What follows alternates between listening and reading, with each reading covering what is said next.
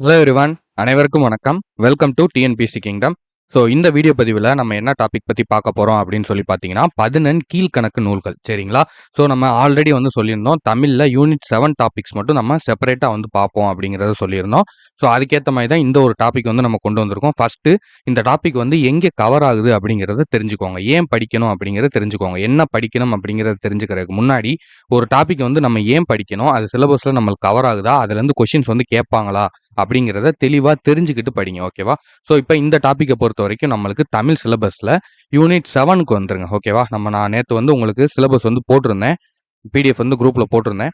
So அதில் பார்த்தீங்கன்னா உங்களுக்கு தெளிவாக தெரியும். சரிங்களா? யூனிட் 7ல் நம்மளுக்கு இந்த அறநூல்கள் அப்படிங்கிற டாபிக் வருது பாருங்கள். அறநூல் தொடர்பான செய்திகளில் நாலடியார், நான்மணி கடிகை, பழமொழி 400, முதுமொழி காஞ்சி, திருக்கடுகம், இன்னா 40, சிறுபஞ்ச மூலம், ஏலாதி, ஔவையார் பாடல்கள். ஓகேவா? ஸோ இந்த டாபிக் தான் நம்ம வந்து இப்போ ஃபர்ஸ்ட் வந்து பார்க்க போகிறோம். இந்த அறநூல்கள் அப்படிங்கிறதே வந்து இந்த பழமொழி, இந்த 11 கீழ்கணக்கு நூல்களில் தான் வந்து வரும். சரியா? ஸோ ஃபர்ஸ்ட் வந்து இந்த 11 கீழ்கணக்கு நூல்கள்னா என்ன அப்படிங்கிறத பேசிக்காக ஒரு இன்ட்ரோ வந்து தெரிஞ்சுக்கோங்க. அப்போ தான் நீங்கள் இந்த ஒவ்வொரு டாபிக், அதாவது நாலடியார், நான்மணி கடிகை, பழமொழி 400, இப்படி நீங்கள் ஒவ்வொரு டாப்பிக்கும் வந்து பார்க்கும்போது அப்போ தான் உங்களுக்கு வந்து ஒரு புரிதல் வந்து இருக்கும். சரியா? ஸோ அதுக்காக ஃபர்ஸ்ட் நம்ம இன்ட்ரோ என்ன அப்படிங்கிறத நல்லா தெளிவாக பார்த்துக்கோங்க. இது தெரிஞ்சாதான் உங்களால் அங்கே வந்து நீங்கள் செப்பரேட்டடாக ஒவ்வொரு இதுவும் நீங்கள் படிக்கும்போது உங்களால் தெளிவாக வந்து படிக்க முடியும். ஓகேவா? சரி, ஓகே. இப்போ வந்து நம்ம ஸ்டார்ட் பண்ணலாம். ஃபர்ஸ்ட் இப்போ இந்த 11 கீழ்கணக்கு நூல்கள்னா என்ன, மேல் கணக்கு நூல்கள்னா என்ன அப்படின்னா ஃபர்ஸ்ட் என்னன்னா, பாடல்களுடைய அடி இருக்கு பார்த்தீங்களா? ஸோ அதில் அந்த பாடல்களுடைய இது எல்லாமே பாடல்கள் சம்மந்தப்பட்டது தான். ஓகேவா? ஸோ எல்லா நூல்களுமே பாடல்கள் தான். திருக்குறள், நாலடியார் இந்த மாதிரி தான். ஸோ இந்த பாடல்களுடைய அடிகள் அது வந்து 4 அடி இருக்கா, இல்லை 3 லைன் இருக்கா, அந்த லைனை பேஸ் பண்ணி தான் 11 மேல் கணக்கு, கீழ்கணக்கு அப்படின்னு சொல்லி 2ஆ பிரிச்சிருக்காங்க. ஓகேவா? ஸோ அதுக்கப்புறம் இந்த மேல் கணக்கு நூல்கள் எல்லாத்தையும் வந்து சங்க காலம் அப்படின்னு சொல்றாங்க. கீழ்கணக்கு நூல்கள் எல்லாத்தையும் சங்கம் மருவிய காலம், அந்த சங்க காலத்துக்கு அப்புறம் வந்தது. ஓகேவா? அதாவது இருண்ட காலம் அப்படின்னு சொல்றான். இன்னொன்று வந்து அறநூல்கள், நீதி நூல்களின் காலம் அப்படின்னு சொல்றாங்க. ஓகேவா? ஸோ இப்போ இந்த சங்க காலம், சங்கம் மருவிய காலம் அப்படிங்கிறது எப்படி பிரிக்கிறாங்க அப்படின்னா, கிபி 3ஆம் நூற்றாண்டுக்கு அப்புறம், அதாவது கிபி 3க்கு அப்புறம், கிபி 3 to 6 வந்து சங்கம் மருவிய காலம், சங்க காலத்துக்கு அடுத்த காலம், இருண்ட காலம் அப்படின்னு வந்து சொல்றாங்க. கிபி 3க்கு முன்னாடி உள்ள காலங்களை சங்க காலம்னு சொல்றாங்க. சரியா? 3க்கு அப்புறம், 3 to 6 வந்து மருவிய காலம், 3க்கு முன்னாடி இருக்கக்கூடியது வந்து சங்க காலம். ஓகேவா? ஏன் இதை வந்து இருண்ட காலம் அப்படின்னு சொல்றாங்கன்னா, அந்த பீரியட்ல தமிழகத்தை வந்து களப்பிரர்கள் வந்து ஆட்சி பண்ணிக்கிட்டு இருந்தாங்க. ஓகேவா? ஸோ அந்த காலத்துல பெருசா வந்து நம்மளுக்கு வந்து நிறைய ஹிஸ்டரி வந்து எதுவுமே கிடைக்கல. ஓகேவா? நிறைய சோர்ஸ் வந்து கிடைக்கல. அதனால இதை இருண்ட காலம் அப்படின்னு வந்து சொல்றாங்க. சரியா? இப்போ நம்ம சப்ஜெக்ட்குள்ளே போகலாம். இது வந்து ரொம்ப ரொம்ப இம்பார்ட்டன்ட்ங்க. இது வந்து நீங்கள் தெரிஞ்சுக்கிட்டீங்க அப்படின்னா தான் நீங்கள் ஒவ்வொரு டாபிக் படிக்கும்போது உங்களுக்கு ரொம்ப ஈஸியாக வந்து இருக்கும். சரியா? அதனால் இதை தெளிவாக வந்து பார்த்துக்கோங்க. இதுலேருந்து கேள்விகள் கண்டிப்பாக வரும். சரியா? சரி. இப்போ சங்கம் மருவிய கால இலக்கியங்கள் அப்படின்னா 11 கீழ்கணக்கு நூல்கள் அப்படின்னு வந்து சொல்கிறாங்க. ஓகேவா? இதை வந்து நான் இந்த சங்கம் மருவிய காலத்துக்கான எக்ஸ்பிளனேஷன் உங்களுக்கு கொடுத்துட்டேன். ஓகேவா? அதுக்கப்புறம் இதை வந்து நீதி நூல்கள், இல்லைன்னா அறநூல்கள், அப்படி இல்லைன்னா இருண்ட கால நூல் இலக்கியங்கள் அப்படின்னு சொல்றாங்க. நீதி நூல்கள், அறநூல்கள். சரி, அறம்னா என்ன? நல்லது செய்யணும், உண்மையை பேசணும், அந்த மாதிரி விஷயங்கள். நீதினாலும் நல்லது. ஓகேவா? ஸோ அப்போ இதை பொறுத்த வரைக்கும் இது என்னன்னா, ஒரு ரூல் புக் மாதிரி, ஒரு ரூல்ஸ் மாதிரி நம்ம எப்படி இருக்கணும், எது செய்யக்கூடாது, எது செய்யணும், எது செஞ்சா நம்மளுக்கு நல்லது நடக்கும், எது செஞ்சா நம்மளுக்கு கெட்டது நடக்கும். ஸோ இந்த மாதிரி ஒரு ரூல்ஸ் ஃபுல்லாக வந்து கொடுத்துருக்கக்கூடியது தான் இந்த 11 கீழ்கணக்கு நூல்கள் அப்படிங்கிறத நான் வச்சுக்கோங்க. ஏன்னா திருக்குறளே இதுக்குள்ளே தான் இருக்கு. சரியா? சரி. இப்ப அடுத்து 11 கீழ்கணக்கு என்ற வழக்கை கொண்டு வந்தவர் யாரு அப்படின்னு பார்த்தீங்கன்னா, மயிலைநாதர். ஓகேவா? இந்த 11 கீழ்கணக்கு அப்படிங்கிற ஒரு வார்த்தைய ஒரு வழக்கத்த கொண்டு வந்து இப்படி பிரிச்சது அப்படி யாரு அப்படின்னு பார்த்தோம்னா, மயிலைநாதர் அப்படிங்கிறவர் தான் பிரிச்சிருக்காரு. அதுக்கப்புறம் இந்த இந்த 11 கீழ்கணக்கு நூல்களுடைய இலக்கணம் கூறுவது எது அப்படின்னா, பன்னிரு பாட்டியல். ஒவ்வொரு நூல்களுக்குமே வந்து ஒரு நூல் வந்து இலக்கணம் கூறும். சரியா? அதுல நிறைய நூல்களுக்கு இந்த பன்னிரு பாட்டியல்ங்கிறது தான் வரும். தெளிவா ஞாபகம் வச்சுக்கோங்க. அடுத்து 11 கீழ்கணக்கு நூல்கள் வந்து இந்த 18 நூல்கள் வந்து எல்லாமே ஒரே டாபிக்ல இருக்காது. மொத்தம் 3 டாபிக்கா பிரியும். சரியா? 11, 6, அதுக்கப்புறம் ஒரு நூல் அப்படின்னு சொல்லி மொத்தம் 3ஆ பிரியும். அதுல ஃபர்ஸ்ட் இந்த 11 அப்படிங்கிறது வந்து அறநூல்கள். ஓகேவா? அடுத்து வரக்கூடிய 6 நூல்கள் வந்து அகநூல்கள். அகம் சம்பந்தப்பட்டது. அகம், புறம் அப்படின்னு 2ஆ பிரிப்பாங்க இல்லையா? ஸோ அதுல அகம் சம்பந்தப்பட்ட அகநூல்கள் 6. மிச்சம் ஒரு நூல் வந்து புறநூல். ஓகேவா? ஸோ இது மட்டும் தான். 11 கீழ்கணக்குல இப்படிதான் வந்து பிரியும். 11 அறநூல்கள், அதுக்கப்புறம் 6 அகநூல்கள், அதுக்கப்புறம் ஒரு புறநூல் அப்படிங்கிற மாதிரி 3ஆ வந்து நம்மளுக்கு பிரியும். சரியா? ஸோ அத வந்து ஞாபகம் வச்சுக்கோங்க. அடுத்தது இப்ப நீதி நூல்கள்னா என்ன? அந்த ஃபர்ஸ்ட் 11 அறநூல்கள், நீதி நூல்கள் அப்படிங்கிறது என்னங்கிறத நம்ம பார்த்துக்கிறோம். நல்லா ஞாபகம் வச்சுக்கோங்கப்பா. இத அறநூல்னு சொல்றாங்க, நீதி நூல்னு சொல்றாங்க, இருண்ட கால இலக்கியம்னு சொல்றாங்க. இந்த பெயர்கள்லாம் நல்லா நோட் பண்ணிக்கோங்க. தயவு செஞ்சு இத ஜஸ்ட் பார்க்கறதோட இல்லாம கையில ஒரு பென்னு, பேப்பரோ இல்ல ஒரு நோட்டு, பென்னோ எடுத்து அப்பவே வந்து உடனே நோட் பண்ணிக்கோங்க. தயவு செஞ்சு பிடிஎஃப்பே வந்து எப்பயுமே எதிர்பார்க்காதீங்க. பிடிஎஃப் குடுங்க, நாங்க பார்த்துக்கிறோம். பிடிஎஃப் குடுங்க. அது கிடையாது. நீங்க பிடிஎஃப் டவுன்லோட் பண்றது உங்க ஃபோன்ல மட்டும் தான் இருக்குமே தவிர, உங்க மனசுலயும், உங்க மைண்ட்லயும் ஏறாது. புரியுதா? நம்மளுக்கு வேலை வேணும். நம்ம வந்து நீங்க ரியலா தான் வந்து வேலைக்கு போணும். சரியா? நீங்க ஒரு பிடிஎஃப்ல நீங்க ரியலா இல்லாம அன்ரியலா வேலைக்கு போனா ஏத்துக்குருவாங்களா? சொல்லுங்க. நீங்க போய் அங்க ஒர்க் பண்றது வந்து நீங்க எதா இருந்தாலும் கம்ப்ளைண்ட் வருது. இப்ப வந்து நீங்க ஒரு கவர்ன்மென்ட் ஆஃபீசர் ஆயிட்டீங்க. சரியா? உங்கள்கிட்ட வந்து மக்கள் வந்து ஒரு புகார் குடுக்குறதுக்காக வராங்க. நீங்க எனக்கு வந்து பிடிஎஃப்ல குடுங்க அப்படின்னு சொல்லி கேட்க முடியுமா? ஸோ, அதனால எப்பயுமே வந்து நம்ம வந்து நம்மளோட நம்மளோட ஒர்க்க போட்டு நம்ம நோட் பண்ணி நம்ம எழுதினா மட்டும் தான் நம்மளோட மைண்ட்ல அப்படியே போய் ஸ்டோர் ஆகும். சரியா? ஸோ இந்த பிடிஎஃப் வந்து நான் இந்த வீடியோ முடிஞ்சதுக்கப்புறம் டெலகிராம் சேனல்ல குடுக்குறேன். ஆனாலும் அந்த பிடிஎஃப்ப நீங்க ஓப்பன் பண்ணும்போது உங்களுக்கு ஒரு பாஸ்வேர்ட் கேட்கும். சரிங்களா? நீங்க அந்த பாஸ்வேர்ட் போட்டா தான் அந்த பிடிஎஃப் வந்து ஓப்பன் ஆகும். ஸோ அந்த பாஸ்வேர்ட் என்னங்கிறத நான் இந்த வீடியோல வந்து சொல்லியிருக்கேன். ஸோ வீடியோவ நீங்க ஃபுல்லா பாருங்க. அதுக்காக தான் இந்த ஒரு மெத்தட். ஓகேவா? ஏன்னா வந்து நெறைய பேரு பாதி வீடியோ தான் வந்து பார்க்குறீங்க. பாதி வீடியோ பார்த்துட்டு அதுக்கப்புறம் வந்து நம்ம பார்த்துட்டோம் அப்படின்னு நினைச்சு பிடிஎஃப் பார்த்துட்டு போயிடுறீங்க. ஒரு விஷயம் நல்லா தெரிஞ்சுக்கோங்க. நம்ம வந்து எதுக்காக இவ்வளோ தூரம் ஒரு வீடியோவா ரெடி பண்ணி போடுறோம்னா, நீங்க கேட்கும்போது தான் உங்களோட மைண்ட்ல போய் அது நல்லா ஸ்டோர் ஆகும். புரியுதா? நீங்க கவனிக்கும்போது அதோட பவர் வந்து ரொம்ப அதிகம். நீங்க வந்து படிச்சு நீங்க தெரிஞ்சுக்கிறது ஒரு ஒரு 50% ஏறும். நீங்க இந்த கிளாஸ பார்க்கும்போது நம்ம நம்ம சொல்றத நீங்க கவனிக்கும்போது அது ஒரு 50% ஏறும். சரியா? ஸோ அதுக்காக தான் உங்கள கடைசி வரைக்கும் கவனிங்க. எப்பயுமே பாதி பாதி ஃபாலோ பண்ணீங்க அப்படின்னா, உங்களுக்கான சக்சஸ் வந்து கிடைக்காது. அத நல்லபடியா மனசுல ஞாபகம் வச்சுக்கோங்க. எதையுமே முழுசா பண்ணுங்க. புரியுதா? முடியிற வரைக்கும் பண்ணுங்க. உங்களால எவ்வளோ முடியுமோ அவ்வளோ பண்ணாதீங்க. அந்த ப்ராசஸ் முடியிற வரைக்கும் நம்ம என்ன எஃபோர்ட் குடுக்கணுமோ அத குடுக்கணும். அப்பதான் ரிசல்ட் வந்து கிடைக்கும். ஓகேவா? சரி. இப்ப நீதி நூல்கள்னா என்னென்ன அப்படின்னு பார்த்தோம்னா, திருக்குறள், நாலடியார், நான்மணிக்கடிகை, இன்னா நாற்பது, இனியவை நாற்பது, திருக்கடுகம், ஆசாரக்கோவை, பழமொழி 400, சிறுபஞ்சமூலம், ஏலாதி, முதுமொழி காஞ்சி. ஓகேவா? இந்த 11 நூல்கள் தான் அறநூல்கள் அப்படின்னு வந்து சொல்றாங்க. இந்த பேர்லயே வந்து உங்களுக்கு தெரிஞ்சிருக்கும். நீதி நூல்கள், அறநூல்கள்ங்கிறம்போது, இந்த நூல்கள் எல்லாமே எத பத்தி இருக்கும் அப்படிங்கிறது உங்களுக்கு தெரிஞ்சிருக்கும். சரியா? இப்ப இந்த திருக்குறள் எழுதியவர் யாரு அப்படின்னா, திருவள்ளுவர். 2 அடி. சரியா? 2 அடியில சிறப்பா சொல்லியிருப்பாரு. அடுத்து நாலடியார். நாலடியார பொறுத்தவரைக்கும் இத குட்டி திருக்குறள்னு சொல்லுவாங்க. சரியா? அதாவது திருக்குறள்ல 2 அடி, இங்க 4 அடியில அறக்கருத்துக்கள சொல்லியிருப்பாங்க. யாரு? சமண முனிவர் வந்து சொல்லியிருப்பாரு. ஓகேவா? அடுத்து நான்மணிக்கடிகை. ஓகேவா? 4 மணிகள். 4 மணிகள போல இந்த அதுலயும் வந்து 4 கருத்துக்கள தான் சொல்லியிருப்பாங்க. சரியா? ஸோ அத எழுதியவர் யாரு அப்படின்னு பார்த்தோம்னா, விளம்பி நாகனார் அப்படிங்கிறவர் எழுதியிருப்பாரு.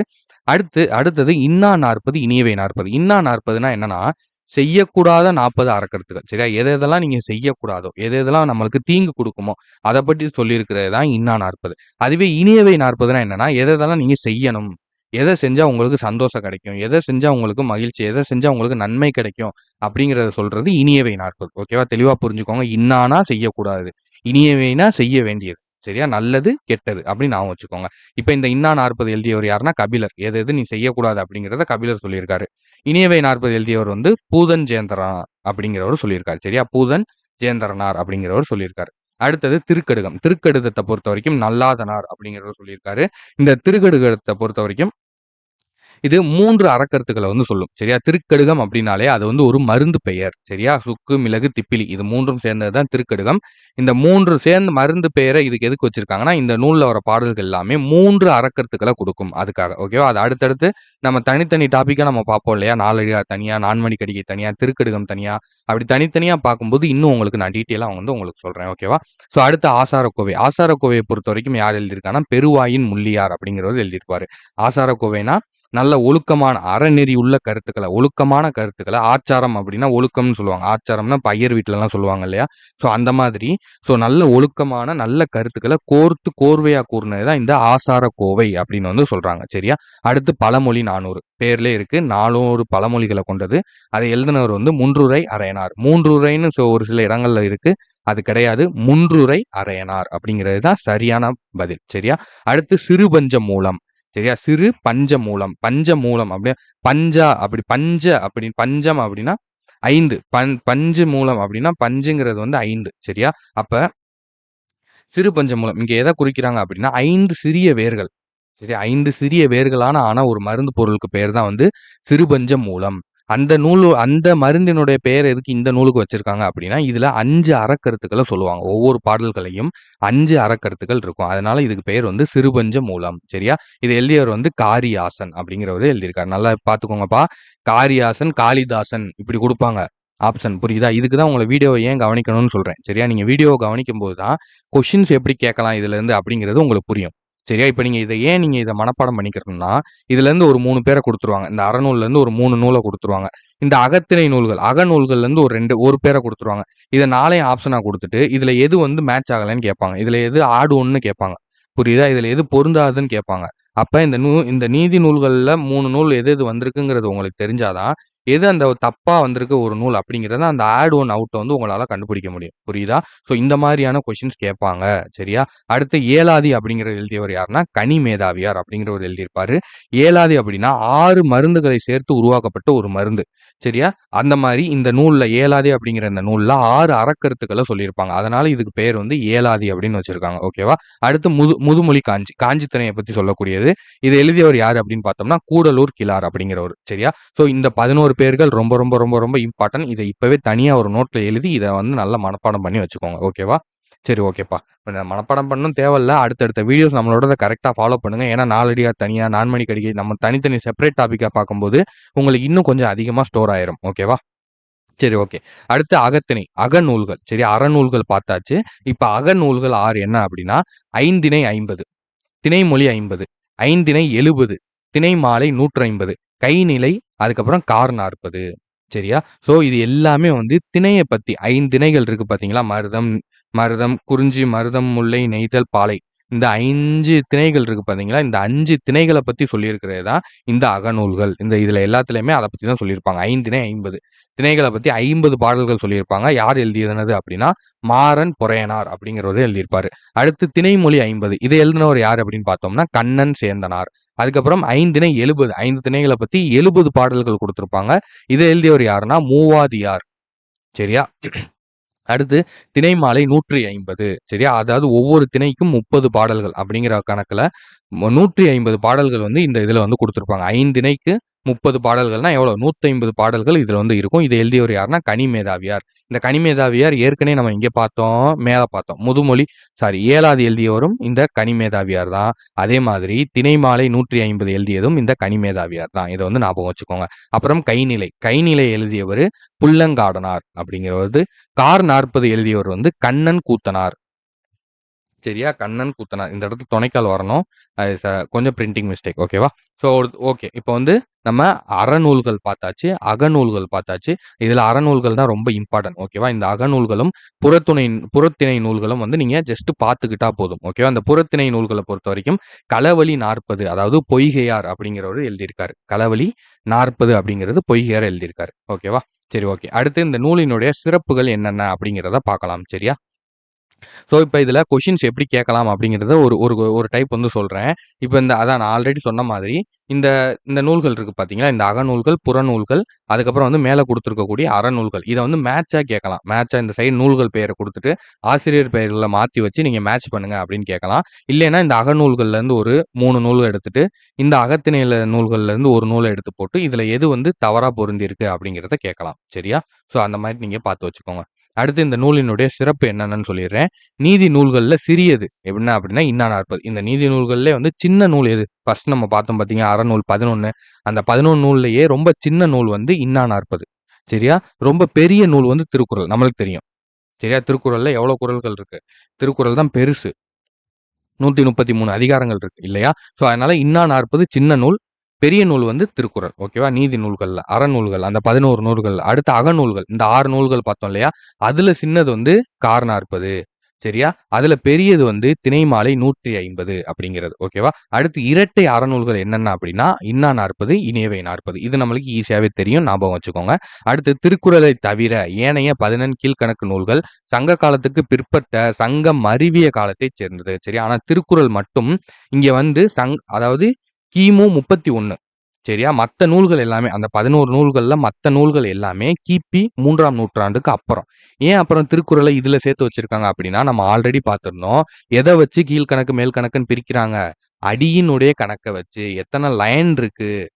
புரியுதா? அந்த பாட்டுல எத்தன லைன் இருக்கு அப்படிங்கிறத வச்சு தான் கீழ்க்கணக்கு, மேல் கணக்குன்னு பிரிக்கிறாங்க. ஸோ திருக்குறள்ல 2 லைன் தானே, அப்ப அது கீழ்க்கணக்கு. சரியா? அதிக லைன்ஸ் இருக்கு, அதிக அடிகள் இருக்கு அப்படின்னா, அது மேல் கணக்கு. ஓகேவா? இதுதான் ஞாபகம் வச்சுக்கோங்க. ஓகேவா? ஸோ அடுத்து திருக்கடுகத்தின் மருந்து பொருட்கள் என்னென்ன அப்படின்னா, 3 மருந்து பொருட்கள் சொன்னோமா, அது சுக்கு, மிளகு, திப்பிலி. ஓகேவா? அடுத்து சிறுபஞ்ச மூலத்தினுடைய மருந்து பொருட்கள் என்ன அப்படின்னு பார்த்தோம்னா, 5 வேர் சொன்னோமா, சிறுமல்லி வேர், பெருமல்லி வேர், சிறுவழுதுணை வேர், பெருவழுதுணை வேர், கண்டங்கத்திரி வேர். சரியா? இந்த 5 சிறிய வகையான வேர்கள சேர்த்து உருவாக்கப்படுற மருந்தினுடைய பேர் தான் சிறுபஞ்ச மூலம். அந்த பேர எதுக்காக அந்த நூலுக்கு வச்சிருக்காங்க அப்படின்னா, அந்த நூல்ல வரக்கூடிய ஒவ்வொரு பாடல்லயுமே 5 அறக்கருத்துக்கள சொல்லியிருக்கும். ஓகேவா? ஸோ அடுத்து ஏலாதி அப்படின்னா, மருந்து பொருட்கள். அதாவது ஏலம், லவங்கம், சிறுநாவற்பூ, சுக்கு, மிளகு, திப்பிலி. ஏலம், லவங்கம், சிறுநாவற்பூ, சுக்கு, மிளகு, திப்பிலி. இது அந்த 6 மருந்தையும் இந்த 6 பொருள்களையும் சேர்த்து உருவாக்குற மருந்துக்கு பேர் தான் ஏலாதி. ஓகேவா? இந்த திருக்கடுகம், சிறுபஞ்சமூலம், ஏலாதி நூற்கள் முறையே பாடல்தோறும் 3, 5, 6 கருத்துக்கள கொண்டது. இத நான் ஆல்ரெடி உங்களுக்கு சொல்லிட்டேன். ஓகேவா? சரி ஓகே. இந்த பிடிஎஃப் ஓட பாஸ்வேர்ட் என்ன கேட்கும்னா இதுதான். ஓகேவா? 18 KN 2026 அப்படின்னு சொல்லி போட்டீங்கன்னா ஓப்பன் ஆயிரும். பிடிஎஃப் வந்து ஓப்பன் ஆயிரும். பார்த்துட்டு தயவு செஞ்சு இந்த வீடியோவ இப்படி பார்க்கும்போதே நீங்க பார்த்து எழுதி வச்சுக்கோங்க. பிடிஎஃப் வச்சு பார்த்துக்கலாம் அப்படின்னு வந்து நினைக்காதீங்க. நீங்க எழுதும்போது தான் உங்களோட மைண்ட்ல நல்லா ஸ்டோர் ஆகும். ஸோ தயவு செஞ்சு வீடியோவ அப்படியே வந்து பாஸ் பண்ணி எல்லாத்தையும் வந்து கிளியரா நோட் பண்ணிக்கோங்க. ஓகேவா? சரி ஓகே. இதோட வந்து இந்த கிளாஸ் முடிஞ்சுச்சு. இதுல உங்களுக்கு வேற எதுவும் சந்தேகங்கள் இருக்கு அப்படின்னா, கீழ வந்து எனக்கு கமெண்ட்ல வந்து சொல்லுங்க. நான் உங்களுக்கு அடுத்தடுத்த வீடியோல நான் அப்டேட் பண்றேன். ஓகேவா? எதுவும் விட்டிருந்தாலும் நீங்க சொல்லுங்க. நான் அடுத்தடுத்த வீடியோல வந்து உங்களுக்கு தெரியப்படுத்துறேன். மீண்டும் வந்து நான் உங்களுக்கு அடுத்த ஒரு டாபிக்கோட நான் நெக்ஸ்ட் வீடியோல சந்திக்கிறேன். Thank you.